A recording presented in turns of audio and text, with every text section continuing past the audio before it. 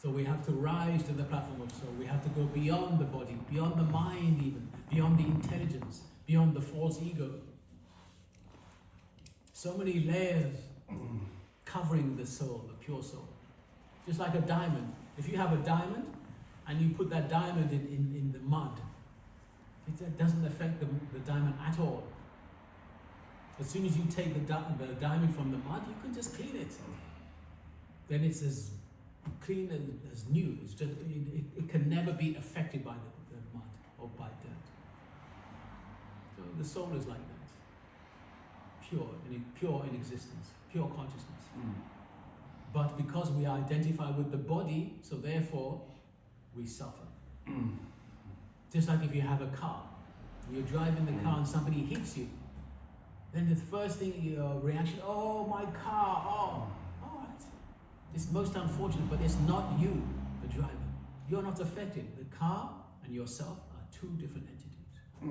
If you identify with the soul and not the body, then you can live for a long time more easily. No cause of suffering. Then you'll be, whether happiness or distress, same for you. So that's the test. If happiness comes or distress comes, it's the same. It makes no difference. The difficulty for us, when happiness comes, we enjoy. So when sadness comes, then we suffer. So we must try and practice. When happiness is coming into our lives, we just accept it. Then when distress is coming or sadness, it's all related to the bodily existence. It has nothing to do with my real existence. Craving or trying to avoid. Yes. Neither happiness or distress. We don't want, or we're not rejecting. Neither. How to go there? Rejecting is negative. Wanting is so-called positive. And we're both. We're in the middle. Where the happiness, distress is coming. So we have to practice. The main thing is association. When chanting Hare Krishna, in the association of devotees. But the main thing is we have to have a connection with divinity. We have to connect with the divine. And we do that through service. Service is very, very important. Extremely important. Why? We take our body, our hands, limbs, our minds, whatever, and we utilize that in the service of Krishna. Now it looks as though it's material. It looks material because we're using the body, but it's not. Why? Because the consciousness is Krishna conscious. I want to wash this table for Krishna. So it looks as though if anybody is looking externally with the material eyes, he's cleaning a table. That's how it looks externally. But internally, we are purifying our existence. Why? Because we're cleaning the table for Krishna. We want to serve Krishna with our bodies. And he will reciprocate. So that's the difference between matter and spirit. Just like the devotees, we're taking prasadam, we're honoring prasad. It looks as though we're filling our bellies. If anybody's looking externally, these jolly ladies and gentlemen, they're filling their belly with sumptuous food. We're honoring prasad. This food stuff has been tasted by Krishna. Now he's given us his remnants. So this is mercy, prasad, is mercy. So this is a spiritual activity we have to see. This is nothing to do with the material world. By honoring that prasadam, it has the capacity to free us from the cycle of birth and death. That's the difference. Why?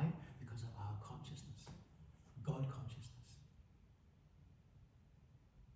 So when we vibrate on the plane of soul consciousness, our whole vision is different. Divya drishti, divine vision, not material. If you go look, anybody, you see the shops everywhere, people looking, that looks nice, this looks nice, that looks with the eyes, mundane eyes. If you ask them, come, please, come and have a look at the Lord. They'll think, the Lord, that's God. Yes. How to understand. Sri Murti is God himself. How to understand. At the moment our vision is clouded, covered. Material vision. So we're looking through the material lenses. So just like if I have a telescope and I want to look at some blood, a blood sample to see if there's anything in the blood, what use is a telescope? I need a microscope. Or if I want to look at the stars, what use is a microscope? So a lens is there, but the correct angle of vision is necessary, the correct instruments. So we have to correct our angle of vision. We have to see we are part and parcel of Krishna. And our connection with divinity is through service. So we should be hankering for service.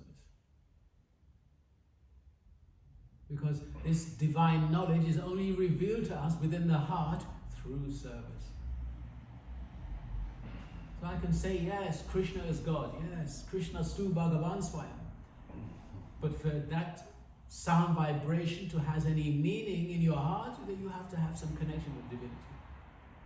You have to offer yourself in service, in humility. And gradually, the layer upon layer of ego becomes removed, dissolved. It dissolves. And you will feel, yes, the ego is dissolving. What remains? The pure soul. Aham Brahmasmi. I am spirit. I'm not this body. This body will expire very soon, one day. 100 years maximum, it will expire, for sure. And the soul, what? What is the journey of the soul? That depends upon our consciousness.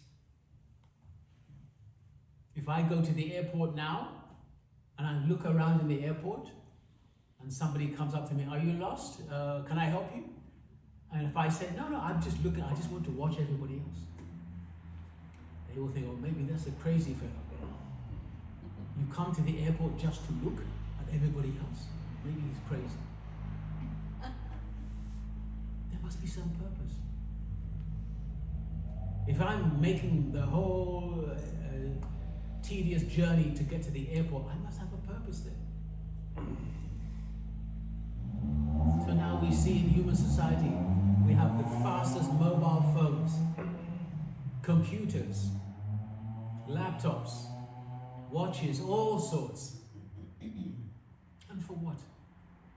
You ask anybody on the streets, my dear sir, my dear madam, what is the purpose of human life? What for? What is the purpose of our existence? Is it eating, sleeping, mating and defending? Is that it? Ask anybody. Who can tell you the answer? So your phone has a purpose. The chair has a purpose. The laptop has a purpose. The watch has a purpose. The table has a purpose. The jumper has a purpose. Everything has purpose. But our own existence? Oh, just to eat and sleep? But nobody wants to know the answer to the question. Actually, nobody wants to know. Why? Because ignorance is bliss. This is telling all the time, oh, ignorance is bliss. So actually to reawaken our soul is actually the purpose of human life. To reconnect with the infinite, with the absolute truth. There lies real joy, real happiness. So we say reality the beautiful, that is Krishna. The Krishna conception of divinity is reality the beautiful.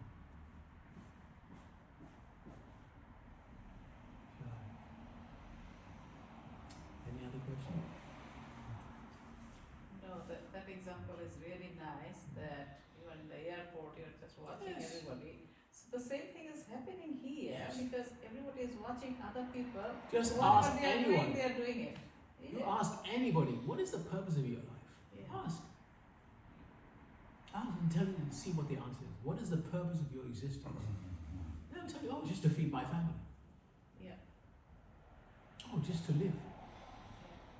Some people are so busy trying to find a purpose that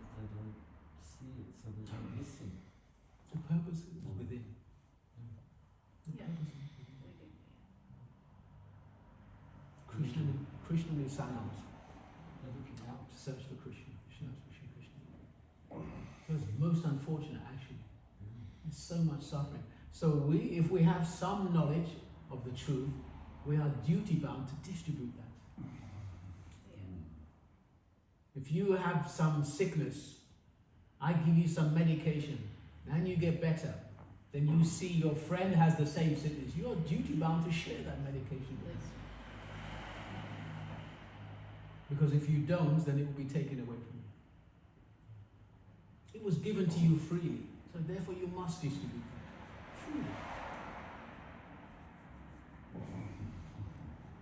So especially when something is given to you freely, it must mean it is beyond limitation. It must be. If I say, oh, have this phone, you say, oh, how much? Yeah, there's a price.